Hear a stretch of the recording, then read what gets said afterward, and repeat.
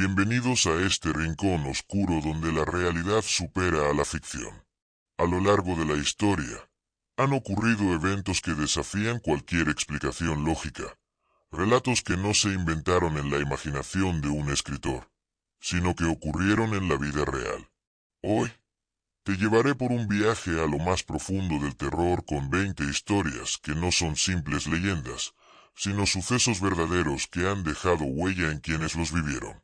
Prepárate para conocer lo que realmente puede esconderse en la oscuridad.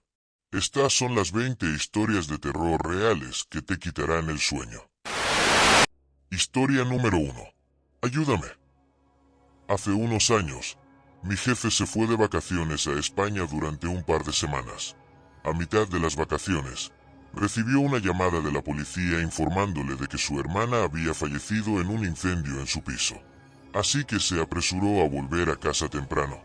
Se ocupó de la policía y de todo lo relacionado con el fallecimiento. Mis jefes le dijeron que se tomara un tiempo libre para llorar la pérdida, lo que hizo debidamente.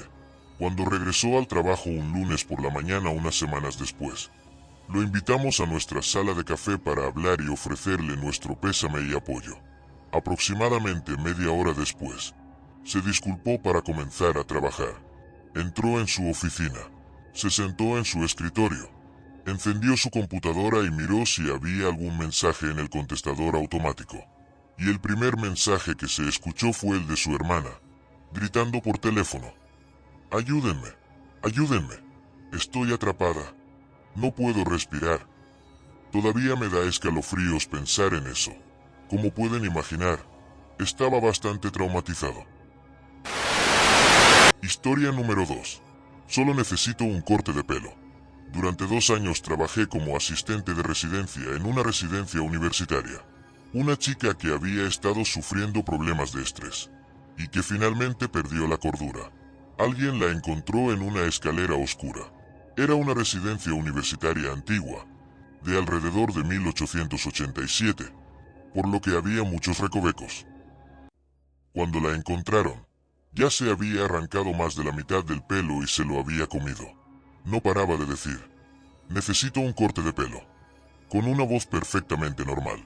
Hicimos falta 6 personas y la policía para sedarla y poder atarla a una camilla de ambulancia.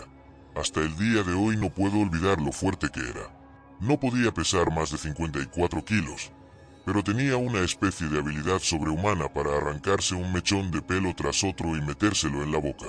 Todo ello con una expresión absolutamente seria y demencial. No sé qué se hizo de aquella chica, pero imagino que acabaría muy mal. Historia número 3. El secreto del unicornio. En su adolescencia, Ira Adam se dio a sí mismo el apodo de El Unicornio, su apellido alemán traducido al inglés.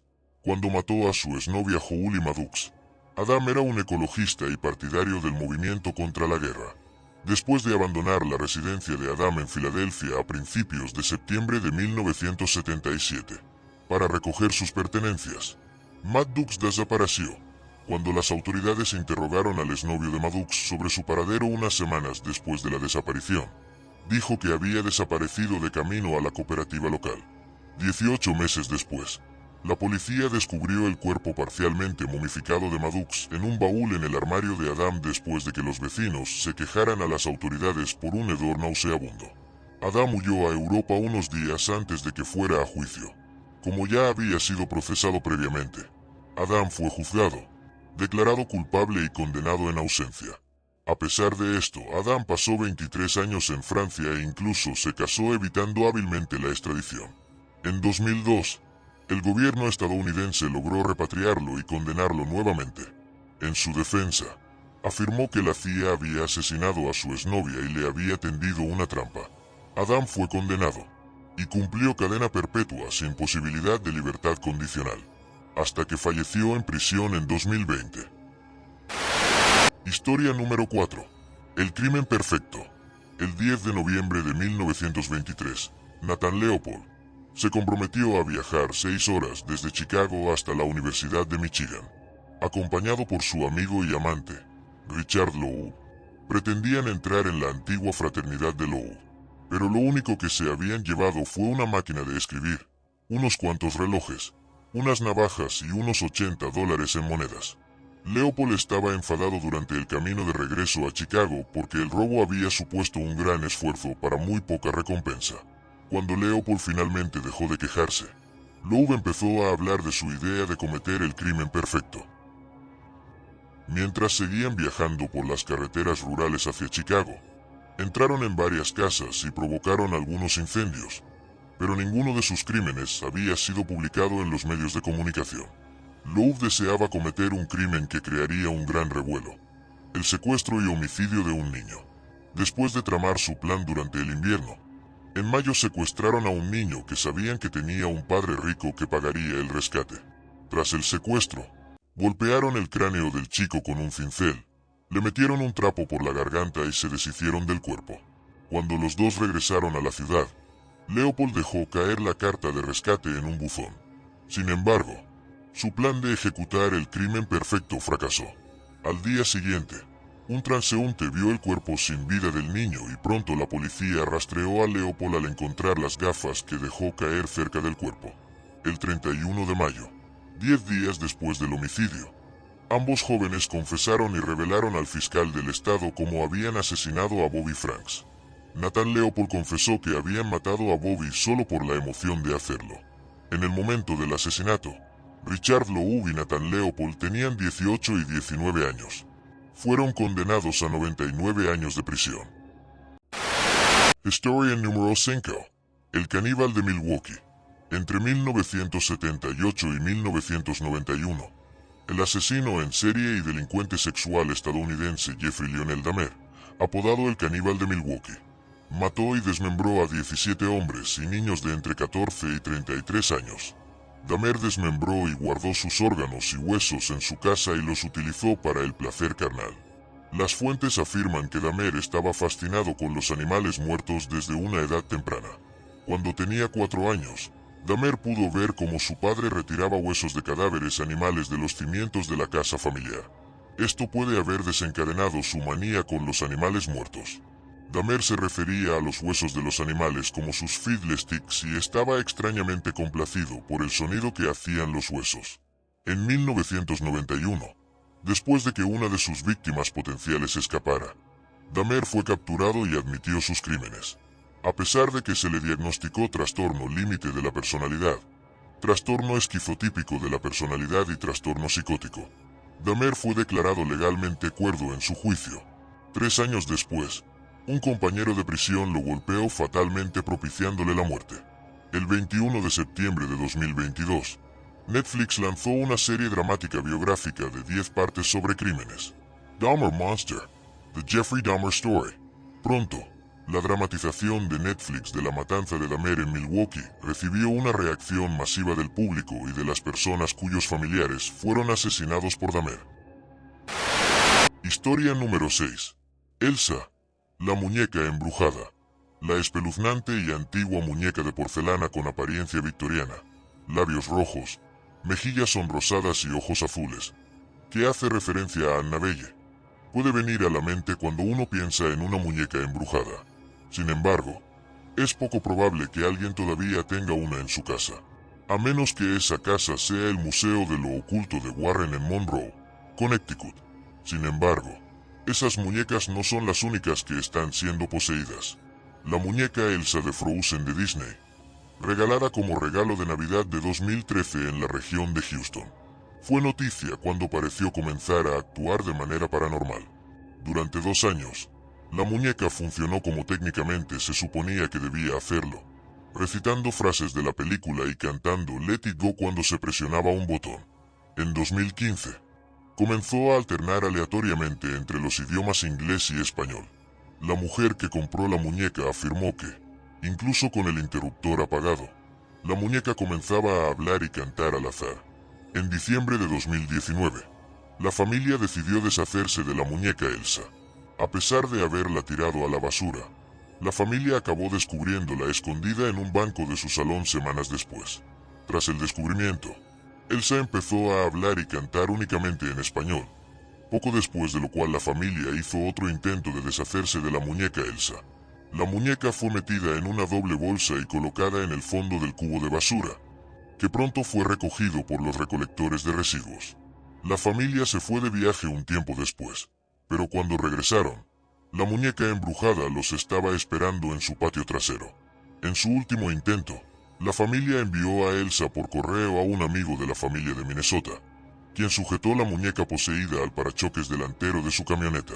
Según la actualización más reciente de la mujer en octubre de 2020, la muñeca no ha regresado a Houston. Por ahora. Historia número 7. El asesino de monstruos. Yang Xinai, apodado el asesino de monstruos por los medios de comunicación chinos, es considerado el peor asesino en serie de la historia moderna de China. Entre 1999 y 2003, fue responsable de más de 67 homicidios y 23 violaciones. Los homicidios cometidos por Yang ocurrieron entre 1999 y 2003.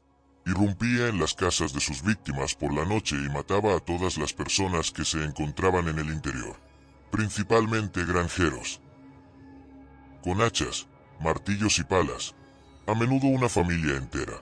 Siempre vestía ropa nueva y zapatos demasiado grandes. En un caso de homicidio horrible, Xinai obligó al marido de la víctima y a su hija de 6 años a ver cómo violaba a la mujer.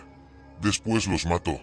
En el momento de su arresto, varios medios de comunicación afirmaron que la motivación de Yang para los homicidios era la venganza contra la sociedad debido a una mala ruptura amorosa. Según los rumores, su novia rompió con él debido a sus antecedentes penales por violación y robo. El 14 de febrero de 2004, Xinai fue ejecutado por un pelotón de fusilamiento. Historia número 8. El forense.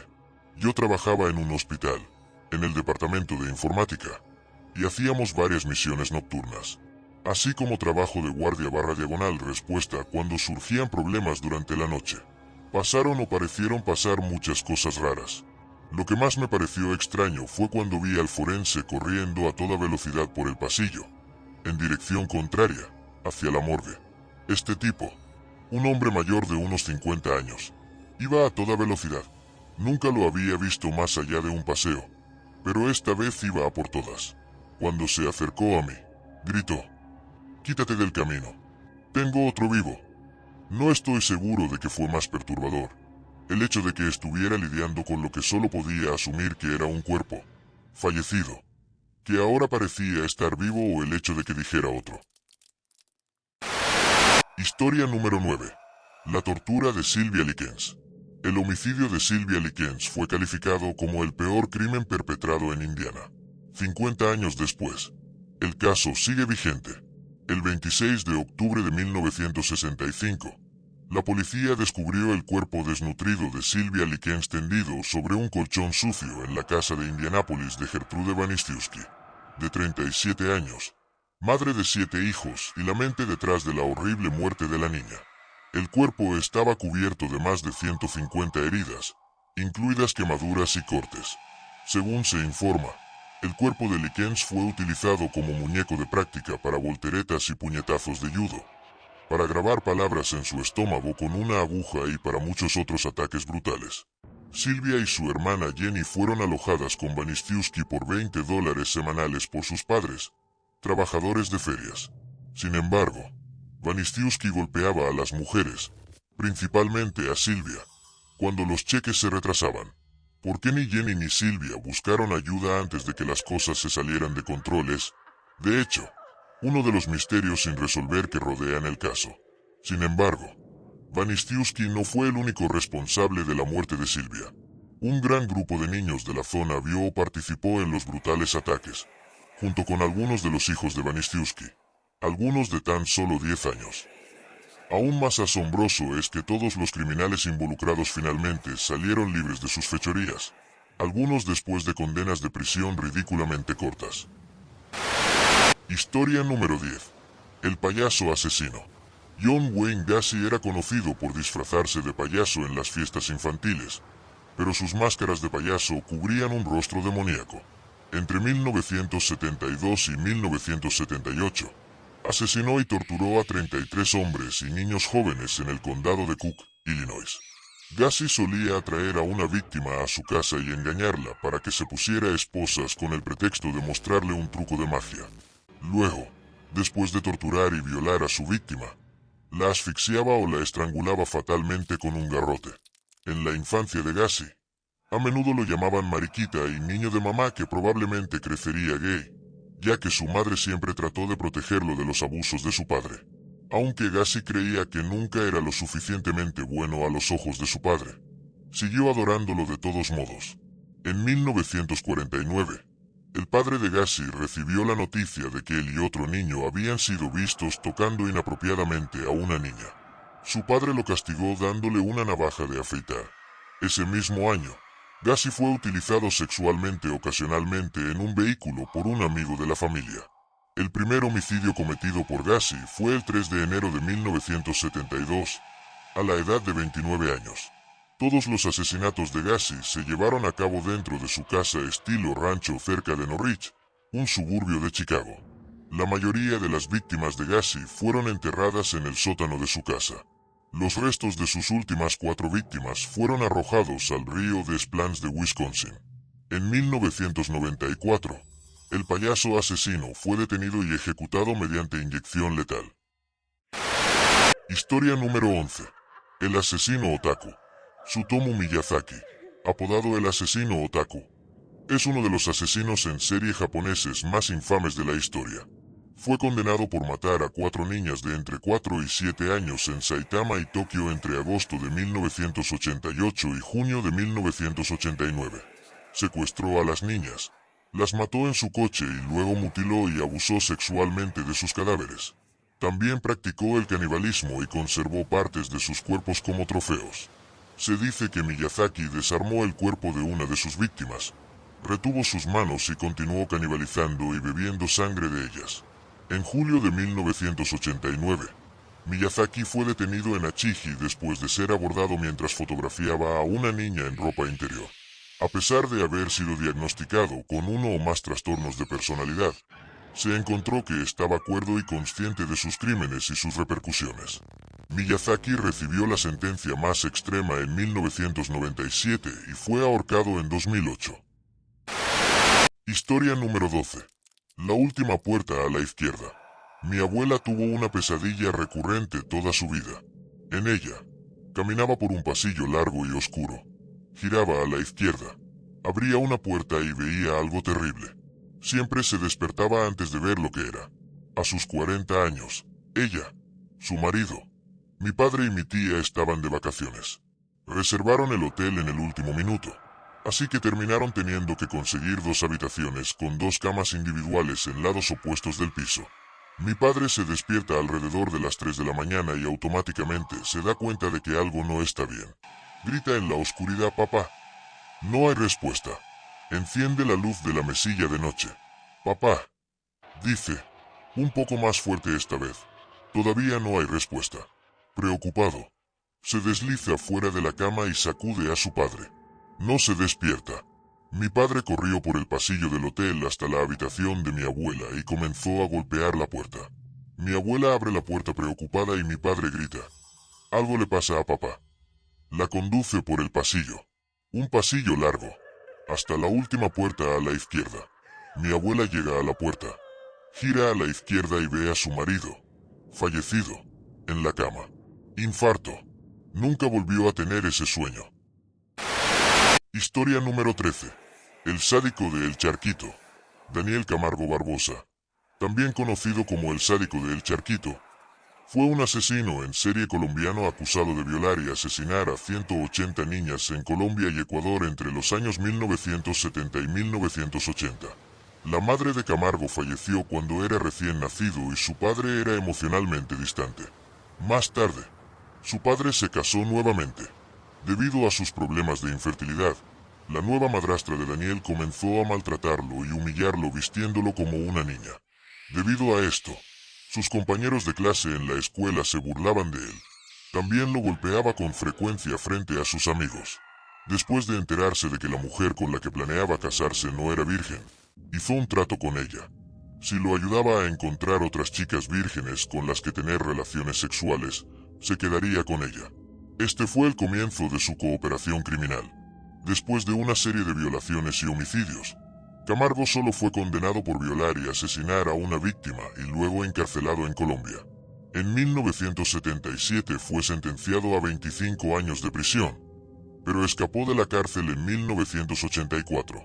Entre 1984 y 1986, Camargo cometió al menos 54 violaciones y asesinatos en Guayaquil.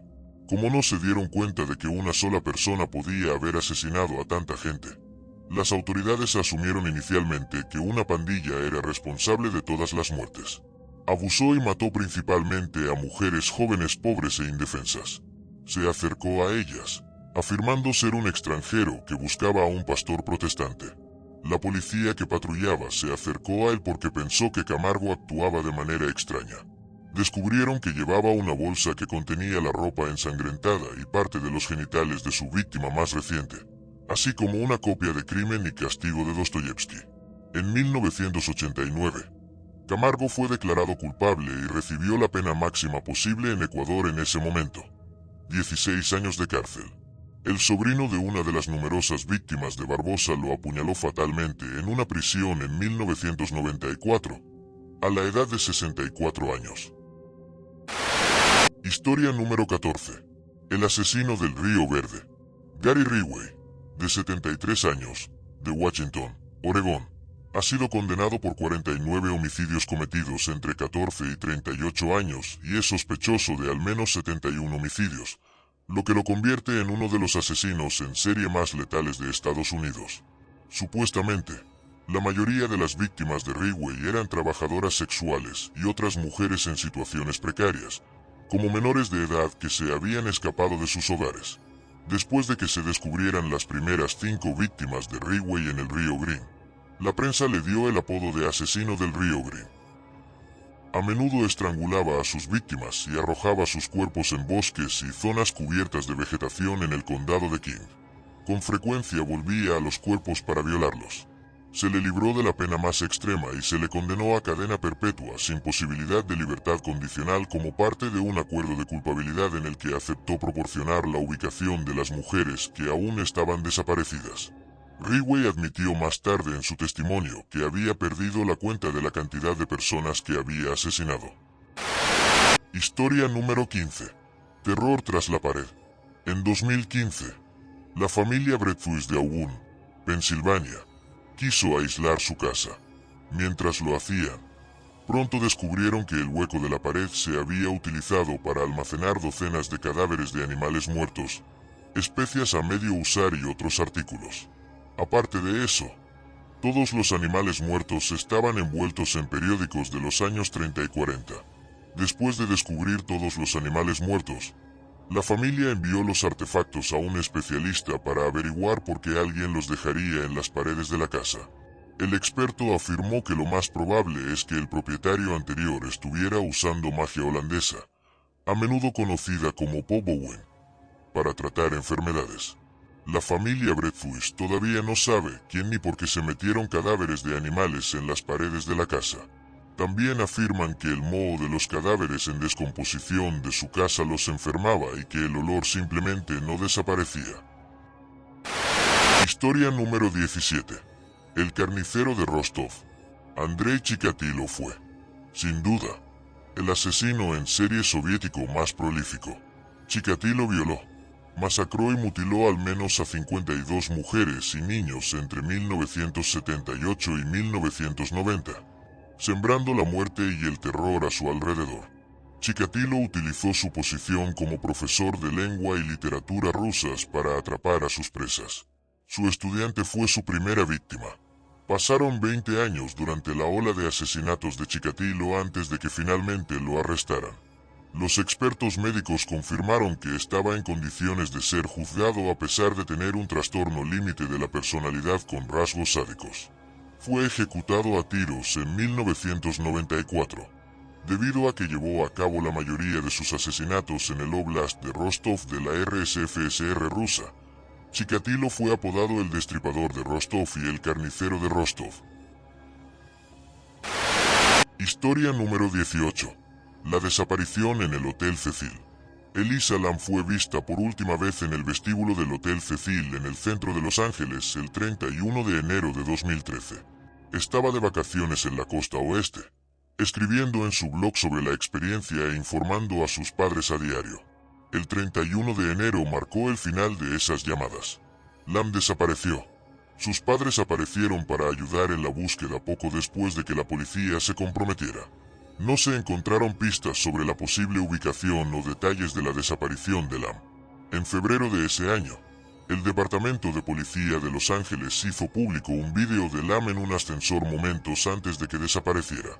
En el vídeo, se ve a Lam actuando de manera sospechosa, pareciendo conversar con personas que no están allí, espiando por la esquina de la puerta, encorvándose y abriendo y cerrando la puerta. En esa época, los visitantes del hotel comenzaron a describir sucesos extraños en el Hotel Cecil relacionados con el suministro de agua.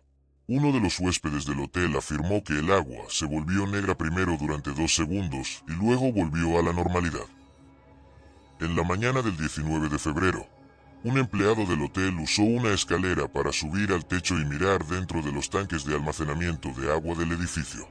El cadáver de Elisa Lam flotó dentro de un tanque de agua en el techo del Hotel Cecil durante 19 días, mientras los visitantes usaban el agua para beber, bañarse y cepillarse los dientes.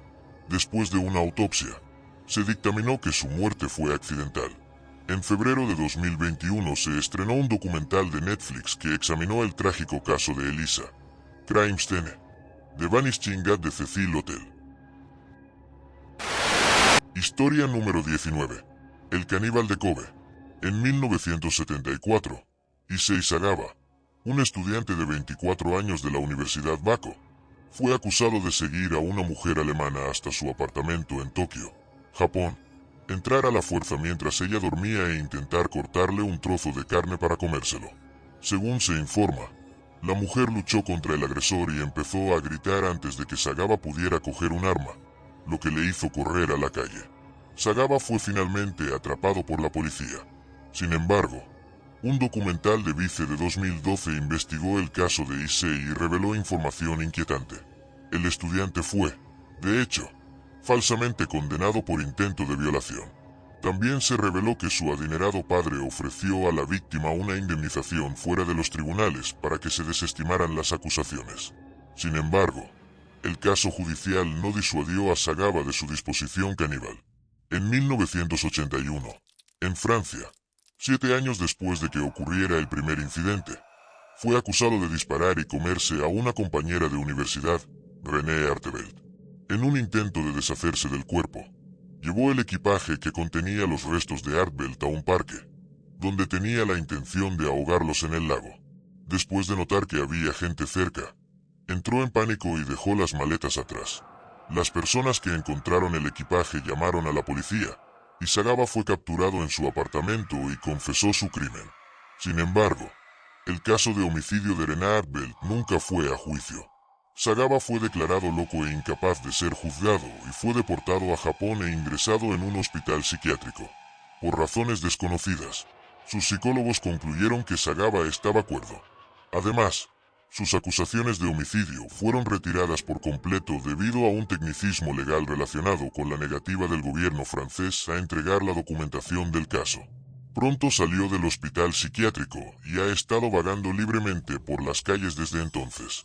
Hasta el día de hoy, nadie sabe la razón por la que Francia se negó a permitir que Japón lo juzgara. Hoy, a la edad de 73 años, Issei Sagawa todavía reside en Japón y se gana la vida con su crimen. Historia número 20. El acosador nocturno.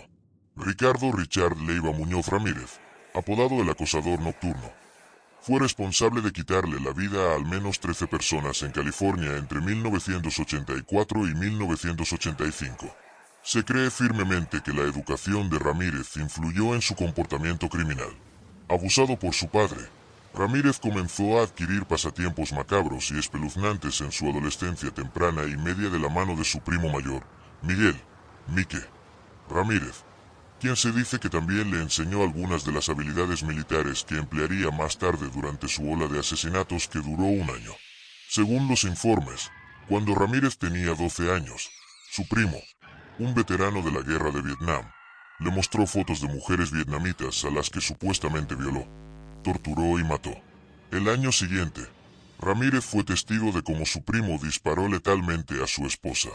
Poco después, Ramírez comenzó a entrar a las casas. La primera víctima de Ramírez fue una viuda de 79 años a la que violó y apuñaló en junio de 1984. Después de eso, al parecer esperó unos 8 meses antes de continuar con sus ataques. Muchas de las víctimas de Ramírez fueron golpeadas y sometidas a violación. También se descubrieron con frecuencia símbolos satánicos en las escenas del crimen. Finalmente, se encontró una huella dactilar que ayudó a identificar a Ramírez. Durante sus comparecencias ante el tribunal, Ramírez hizo varias alusiones al diablo e incluso dibujó un pentagrama en su mano. En septiembre de 1989, fue declarado culpable de 13 homicidios y varios otros delitos. Fue condenado a muerte más de 2 meses después. El juez dijo que sus crímenes demostraban crueldad, insensibilidad y perversidad más allá de cualquier comprensión humana. Ramírez nunca se disculpó. Después de recibir su castigo, dijo: "No es gran cosa. La muerte siempre fue parte del asunto". Aunque se sospechaba que cometió más violaciones y homicidios, nunca se presentaron nuevos cargos contra él. Ramírez recibió un diagnóstico de cáncer y falleció por complicaciones en prisión en 2013. Gracias por su atención. Si les han parecido interesantes estas 20 historias de terror reales, no duden en suscribirse a este canal y apoyar el video con un like. Que tengan dulces sueños.